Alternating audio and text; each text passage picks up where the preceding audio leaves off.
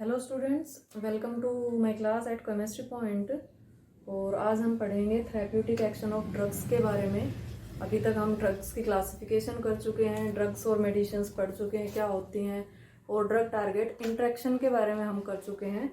और अगर आप लोगों ने अभी तक वो वाले वीडियोस नहीं देखी हैं तो आप पहले उनको देख लीजिए, ताकि इस चैप्टर का या इन ड्रग्स के बारे में आपको इजीली समझ आ जाए कि एक्चुअल में ड्रग्स काम कैसे करती हैं बॉडी के अंदर। ठीक है, तो आगे हम टॉपिक पर मूव करने से पहले मैं एक बात कहना चाहूँगी कि अभी तक अगर आपने चैनल को सब्सक्राइब नहीं किया है तो आप मेरे चैनल को सब्सक्राइब कर लीजिए। और अगर आपको वीडियोस पसंद आती हैं तो फिर लाइक करें और अपने फ्रेंड्स के साथ में शेयर करें। ठीक है, तो चलिए आगे चलते हैं। हम थेरेप्यूटिक एक्शन ऑफ ड्रग्स यानी कि डिफरेंट काइंड्स ऑफ मेडिसिन जो हम डे टू डे लाइफ के अंदर डिफरेंट टाइप ऑफ डिजीज को क्योर करने के लिए यूज करते हैं, हम उन ड्रग्स या हम उन मेडिसिन के बारे में पढ़ेंगे यहाँ पर इस टॉपिक के अंदर। And this topic is very very important topic from your exam, board exam point of view, क्योंकि इस वाले सेक्शन से एवरी ईयर क्वेश्चन आता है। यहाँ से डेफिनेशंस आती हैं, एग्जाम्पल्स पूछे जाते हैं मेडिसिन्स के, और उनके फंक्शंस पूछे जाते हैं कि वो कैसे काम करते हैं या क्या काम करते हैं बॉडी के अंदर। ठीक है, तो चलिए स्टूडेंट्स, डिफरेंट टाइप की मेडिसिन्स हम यूज करते हैं अपने डे टू डे लाइफ में, जिसमें से आती हैं एंटासिड्स हम यूज करते हैं। नेक्स्ट टाइप की जो मेडिसिन है एंटीहिस्टामिन्स हम यूज करते हैं। एंटीहिस्टामिन्स जो है इनको हम एंटी एलर्जिक ड्रग्स भी बुलाते हैं, एंटी एलर्जिक ड्रग्स। यहाँ ड्रग्स से मेरा मीनिंग मेडिसिन से ही है। उसके बाद में कुछ मेडिसिन होते हैं जो न्यूरोलॉजिकली एक्टिव होते हैं, मीन्स जो सीधा हमारे नर्वस सिस्टम से कनेक्टेड होती हैं। तो ये जो न्यूरोलॉजिकली एक्टिव ड्रग्स होती हैं,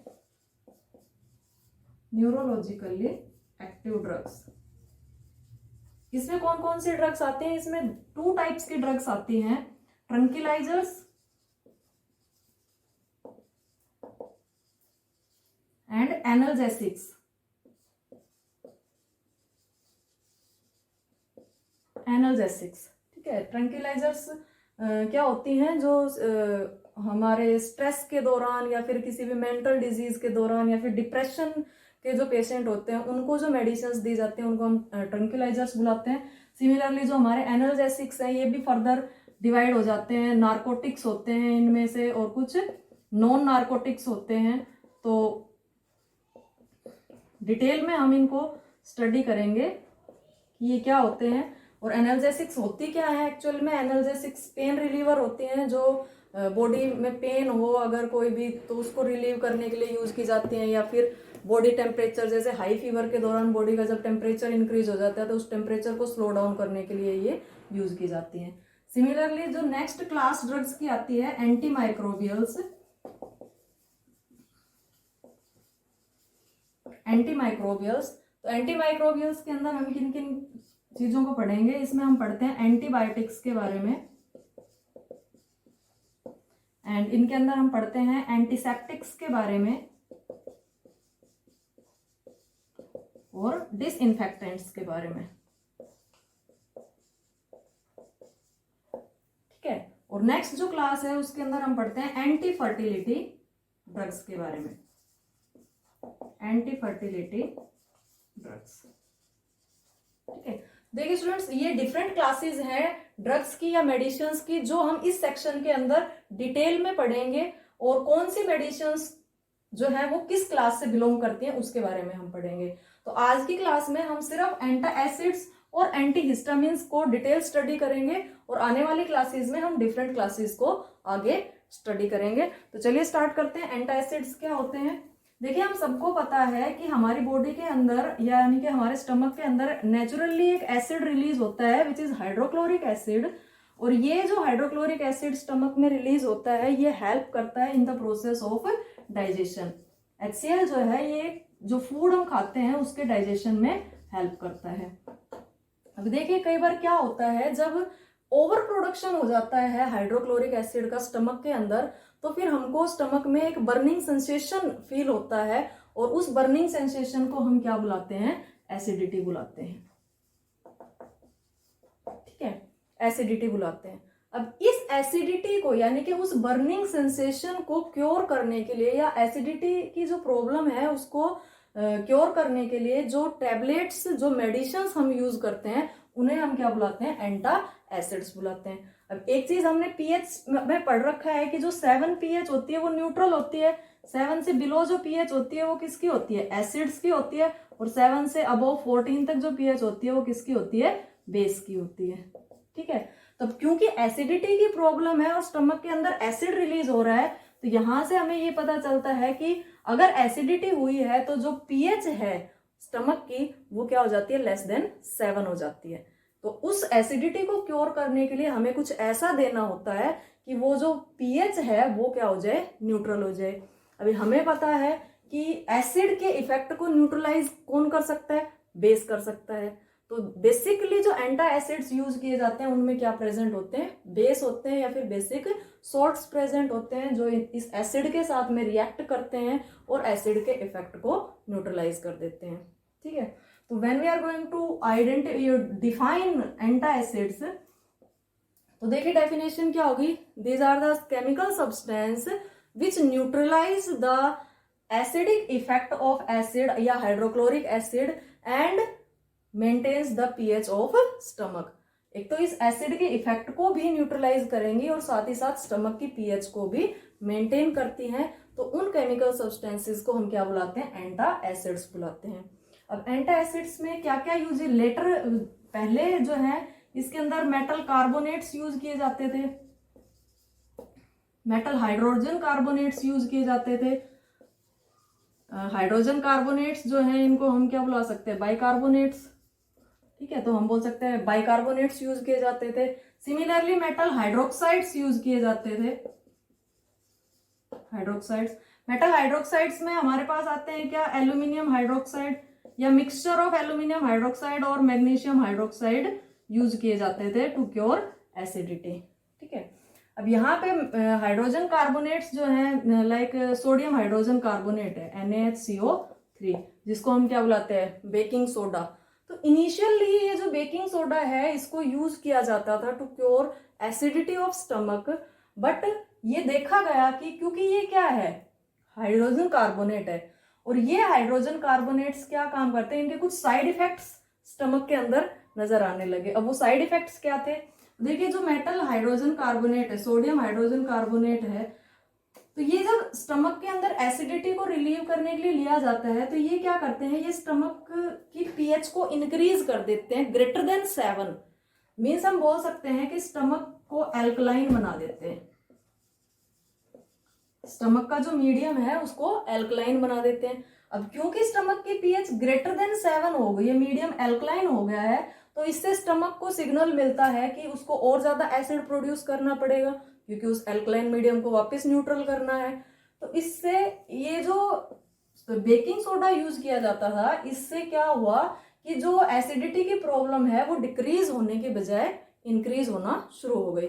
सो यहाँ पे जो हाइड्रोक्साइड्स हैं उनको बेटर अल्टरनेटिव्स माना जाता है देन कार्बोनेट्स। ये एक इंपॉर्टेंट क्वेश्चन है जो बोर्ड एग्जाम्स में पूछा जाता है, that why metal hydroxides are better alternatives than metal carbonates to cure acidity.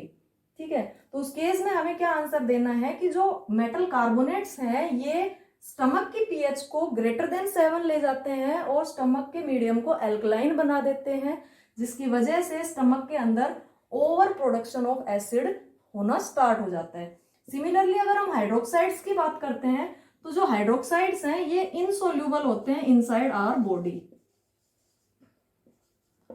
Insoluble होते हैं बॉडी के अंदर, और साथ ही साथ ये do not increase the pH of stomach, और ये स्टमक की पीएच को भी इंक्रीज नहीं करते हैं। So metal hydroxides are better alternatives as compared to metal, हम बोल सकते हैं हाइड्रोजन कार्बोनेट्स या फिर कार्बोनेट्स के कंपैरिजन में। ठीक है, अब यहाँ पे जो आप देखते हो कि एक मेडिसिन जो यूज की जाती है to cure acidity, milk of magnesia, milk of magnesia. So actually जो मिल्क ऑफ मैग्नीशिया है उसके अंदर क्या होता है, मैग्नीशियम हाइड्रोक्साइड होता है। और ये क्योंकि हाइड्रोक्साइड क्या है, एक बेस है, तो ये इस एसिड के साथ रिएक्शन करके इस एसिड के इफेक्ट को न्यूट्रलाइज कर देगा और इसको कन्वर्ट कर देगा सॉल्ट और वाटर के अंदर। सो लेटर ऑन ये देखा गया कि जो एसिडिटी की प्रॉब्लम है, ये जो मेडिसिन यूज की जा रही है, मींस मेटल हाइड्रोक्साइड्स यूज किए जा रहे हैं, मेटल कार्बोनेट्स यूज किए जा रहे हैं, इनसे जो सिम्टम्स हैं डिजीज के वो तो क्योर हो गए, सिम्टम्स नजर आने बंद हो गए, ठीक है, लेकिन एक्चुअल में जो डिजीज की काज है वो ठीक नहीं हो पाई, डू नॉट ट्रीट, ठीक है। मतलब जो बीमारी का जो एक्चुअल रीजन था, जो हाइड्रोक्लोरिक एसिड, एसिडिटी का एक्चुअल रीजन क्या है, हाइड्रोक्लोरिक एसिड, तो इस बीमारी का जो एक्चुअल रीजन है वो क्योर नहीं कर पा रही हैं ये मेडिसिन, और सिर्फ सिम्टम्स जो है वो अपीयर होने बंद हो गए। या हम सिंपल वर्ड्स में ये बोल सकते हैं कि ये जो अल्टरनेटिव्स हैं इनको यूज करके सिर्फ पेशेंट्स को टेम्परेरी टाइम के लिए ठीक किया जा सकता है, परमानेंटली उनको क्योर नहीं किया जा सकता। तो लेटर ऑन ऐसी मेडिसिन की जरूरत आई कि कुछ ऐसी मेडिसिन हो जो इस काज को ठीक करें, मीन्स इस एसिडिटी की प्रॉब्लम को ठीक करने के लिए इस हाइड्रोक्लोरिक एसिड के प्रोडक्शन को रोकना जरूरी है। अब बॉडी के अंदर जो हाइड्रोक्लोरिक एसिड प्रोड्यूस हो रहा है वो क्यों प्रोड्यूस होता है, उसका रीजन क्या है? तो देखिए हमारी बॉडी के अंदर एक केमिकल होता है हिस्टामिन, ठीक है, हिस्टामिन। अब ये जो हिस्टामिन है ये एक्चुअल में होता क्या है, हिस्टामिन ये एक अमीन होता है, अमीन होता है, और किसका बना हुआ होता है, हिस्टिडीन का। एक सब्सटेंस है हिस्टिडीन, सॉरी हिस्टिडीन, तो हिस्टिडीन से बना हुआ एक अमीन है, और इसको प्रोड्यूस कौन करता है, हमारा ही इम्यून सिस्टम इस एसिड, इस अमीन को प्रोड्यूस करता है। देखिए हिस्टामिन क्या करता है, हिस्टामिन का क्या काम होता है, ये स्टिमुलेट करता है हमारे स्टमक की मसल्स को, स्टिमुलेट स्टमक मसल्स, या हम बोल सकते हैं वाल्स को, और साथ ही साथ जो एंजाइम है पेप्सिन, पेप्सिन को भी ये स्टिमुलेट करता है। स्टिमुलेट करने का मतलब कि हिस्टामिन जो है ये स्टमक के वाल्स के ऊपर काम करता है, और ये क्या करता है, स्टमक को ज्यादा अमाउंट में हाइड्रोक्लोरिक एसिड प्रोड्यूस करने के लिए प्रोमोट करता है, उसको एक्साइट करता है कि वो ज्यादा से ज्यादा अमाउंट में हाइड्रोक्लोरिक एसिड प्रोड्यूस करे, ठीक है। तो जो नेचुरल इस हिस्टामिन के फंक्शन को अगर कोई मेडिसिन रोक सके तो जो काज है वो खत्म हो सकती है बीमारी की। अब लेटर ऑन हिस्टामिन के फंक्शनिंग को रोकने के लिए एक मेडिसिन डिस्कवर हुई, सिमेटिडिन, सिमेटिडिन, ठीक है, और इसका जो कमर्शियल नेम होता है दैट इज टेगामेट, ठीक है। तो ये जो सिमेटिडिन है ये एक्चुअल में क्या करती है कि हिस्टामिन जो है ये स्टमक की जो वाल होती है, स्टमक वाल, उसके ऊपर जो रिसेप्टर सेल्स होती हैं वो रिसेप्टर सेल्स हिस्टामिन के साथ में रिएक्ट करती है, तभी ये स्टमक के वाल को स्टिमुलेट कर पाएगा। तो अब सिमेटिडिन क्या करेगी, ये वो ड्रग है जो जाकर के रिसेप्टर साइट पे बाइंड होने के लिए इस हिस्टामिन के साथ में कंपीट करती है। मीन्स हिस्टामिन की बजाय सिमेटिडिन जो है ये कंबाइंड हो जाती है रिसेप्टर साइट पे और हिस्टामिन की फंक्शनिंग को स्टॉप कर देती है। तो अगर हिस्टामिन की फंक्शनिंग स्टॉप हो गई तो ओवर प्रोडक्शन जो हाइड्रोक्लोरिक एसिड का है वो रुक जाएगा और एक मिनिमम अमाउंट में हाइड्रोक्लोरिक एसिड प्रोड्यूस होगा, ठीक है।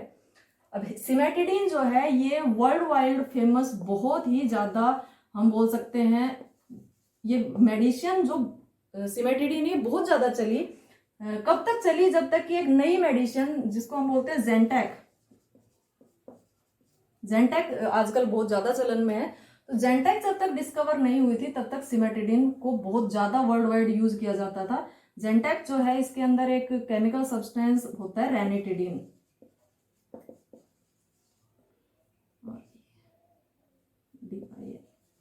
रेनिटिडिन, ठीक है। सो इस एक्चुअल जो फंक्शनिंग है हिस्टामिन की उसको किसने स्टॉप किया, सिमेटिडिन इसको स्टॉप कर दिया और स्टमक के अंदर ओवर प्रोडक्शन हाइड्रोक्लोरिक एसिड का स्टॉप हो जाता है। तो अभी इन दिनों जो एंटा एसिड्स यूज किए जाते हैं उनमें कौन कौन से एंटा एसिड्स यूज किए जाते हैं, मिल्क ऑफ मैग्नीशिया भी काफी हद तक यूज किया जाता है टू क्योर एसिडिटी, और जेंटैक यूज की जाती है, और एक एंटा एसिड है डाइजीन, डाइजीन जो बहुत ज्यादा यूज किया जाता है। सिमिलरली जैसे कि ओमिप्रेजोल, ओमिप्रेजोल ये भी एक मेडिसिन है जो एंटा एसिड की तरह काम करती है, और लेसोप्रेजोल है, लेसोप्रेजोल है। तो ये डिफरेंट मेडिसिन्स हैं जिनको यूज किया जाता है to cure the problem of acidity या टू क्योर हाइपर एसिडिटी। ठीक है, सो नेक्स्ट हम चलते हैं एंटी हिस्टामिन्स के ऊपर कि एंटी हिस्टामिन्स क्या होते हैं।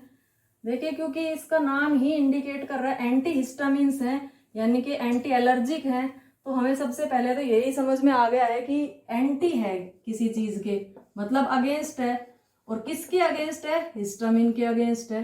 तो एंटी हिस्टामिन्स मतलब वो मेडिसिन्स या वो ड्रग्स जो अगेंस्ट काम करती हैं किसके, हिस्टामिन के।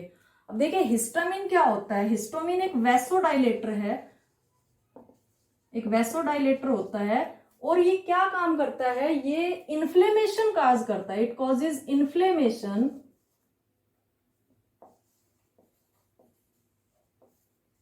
इन्फ्लेमेशन ऑफ सेल्स और tissues,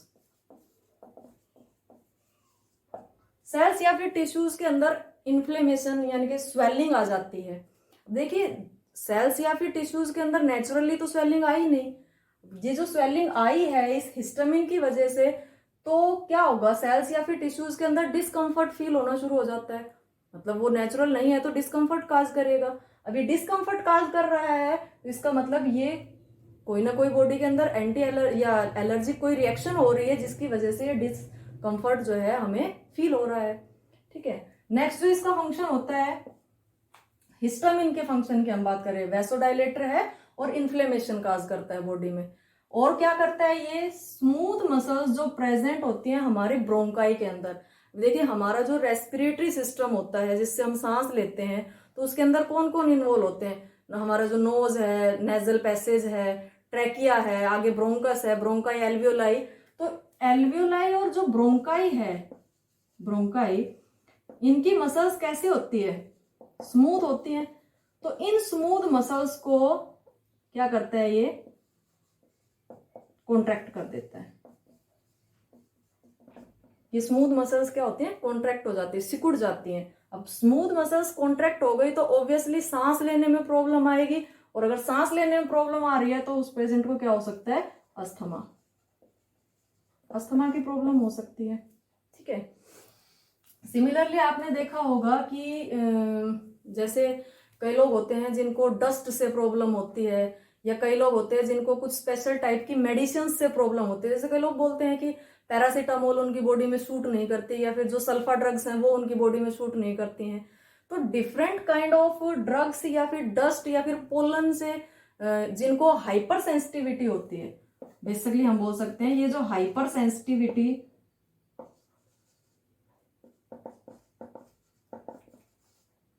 due to dust, drugs, कई लोगों को स्पेशल काइंड ऑफ फूड भी डाइजेस्ट नहीं होते। जैसे कई लोगों को बोलते हैं किसी को गेहूं से एलर्जी होती है, या फिर कई लोग होते हैं जिनको राइस से एलर्जी होती है, किसी को पीनट से एलर्जी होती है। तो एक स्पेशल काइंड ऑफ फूड जिससे हम बोल सकते हैं एलर्जी होती है। कई लोगों को स्पेशल फैब्रिक से भी एलर्जी होती है, किसी की बॉडी के अंदर वूलन फैब्रिक शूट नहीं करता, किसी को सिंथेटिक फैब्रिक शूट नहीं करते हैं।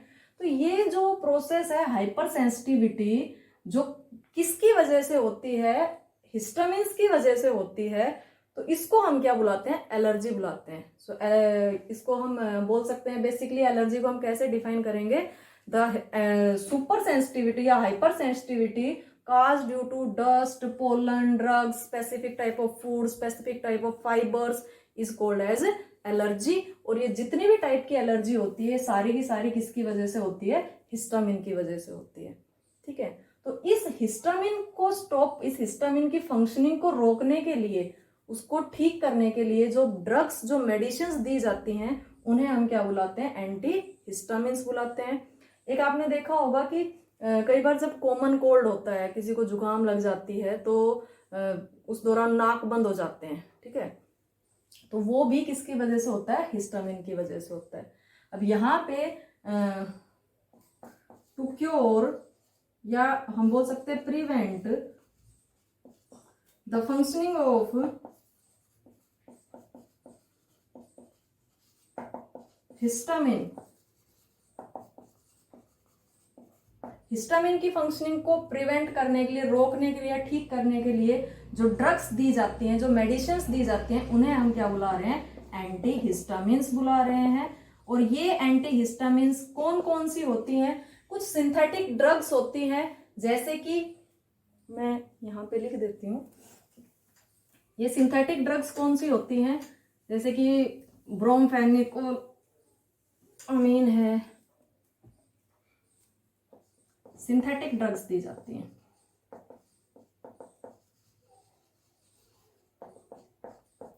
जैसे कि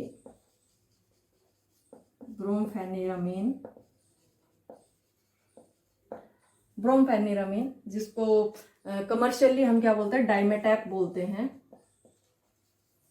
डाइमेटैप। ठीक है, और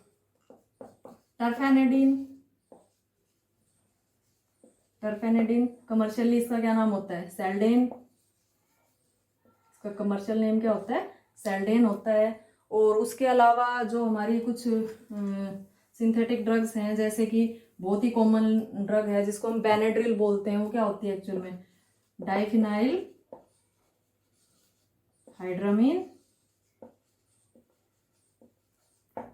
हाइड्रामीन। इसका कॉमर्शियल नेम क्या होता है? बेनेड्रिल।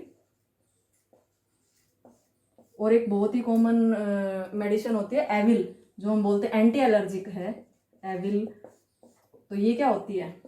फेनिरामीन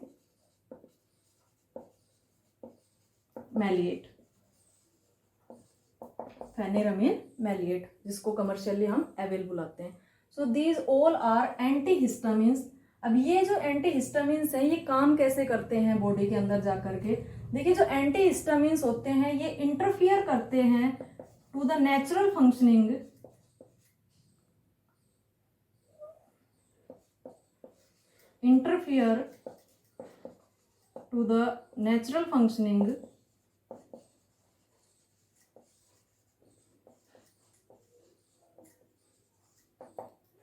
of histamine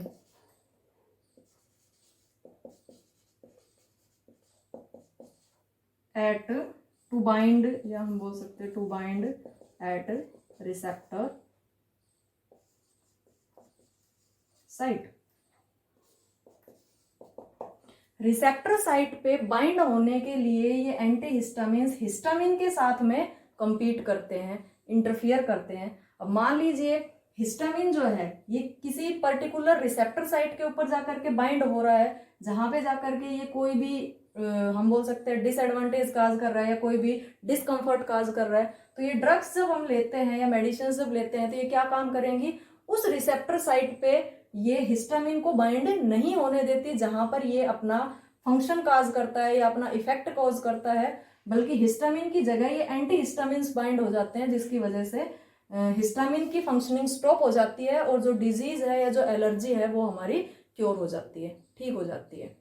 ठीक है, अब यहाँ पे देखिए एक जो मोस्ट बेसिक क्वेश्चन यहाँ पे अराइज होता है वो ये होता है कि एंटा एसिड्स में भी हमने देखा कि हिस्टामिन की वजह से जो स्टमक के अंदर HCl का प्रोडक्शन है या फिर पेप्सिन की जो फंक्शनिंग है वो स्टिमुलेट होती है, हिस्टामिन करता है। और ये जो एलर्जिक बीमारियां हैं या जो एलर्जी है वो भी हिस्टामिन की वजह से होती है। तो जो क्वेश्चन इज कि जो एंटी हिस्टामिन्स हैं उनको ही हम एंटा एसिड्स की तरह यूज क्यों नहीं कर सकते हैं, है ना? क्योंकि ये भी तो, यहाँ पर भी तो हिस्टामिन की ही फंक्शनिंग को रोकना है और यहाँ पर भी हिस्टामिन की फंक्शनिंग को रोकना है। तो एंटीहिस्टामिन्स को एज एंटाएसिड्स या फिर एंटाएसिड्स को एज एंटीहिस्टामिन्स यूज क्यों नहीं किया जा सकता है? द रीजन बिहाइंड दैट कि स्टमक के अंदर जो जो हिस्टामिन प्रोड्यूस होता है वो जो रिसेप्टर साइट होती है, receptor site for binding of antacids and antihistamines are different. Means antacids और एंटीहिस्टामिन्स ये अलग अलग रिसेप्टर साइट्स पे जाकर के बाइंड होते हैं जहां पर ये हिस्टामिन की फंक्शनिंग को स्टॉप कर सकते हैं। अगर एंटाएसिड्स हम यूज कर रहे हैं तो वो डिफरेंट रिसेप्टर साइट पे बाइंड होंगे, और अगर एंटीहिस्टामिन्स यूज कर रहे हैं तो वो डिफरेंट रिसेप्टर साइट पे बाइंड होंगे। इनकी रिसेप्टर साइट्स अलग होती हैं, इसलिए इनके फंक्शंस भी डिफरेंट होते हैं, इसलिए इनको यूज भी डिफरेंट टाइप ऑफ डिजीज को क्योर करने के लिए किया जाता है। ठीक है, तो आज की वीडियो में हम यहीं तक करेंगे। नेक्स्ट जो इस टॉपिक का रिमेनिंग है, न्यूरोलॉजिकली एक्टिव ड्रग्स हैं जैसे कि ट्रंक्विलाइजर्स और एनाल्जेसिक्स हैं, उनको हम नेक्स्ट वीडियो के अंदर नेक्स्ट क्लास में करेंगे। तब तक पढ़ते रहिए घर पे और सेफ रहिए।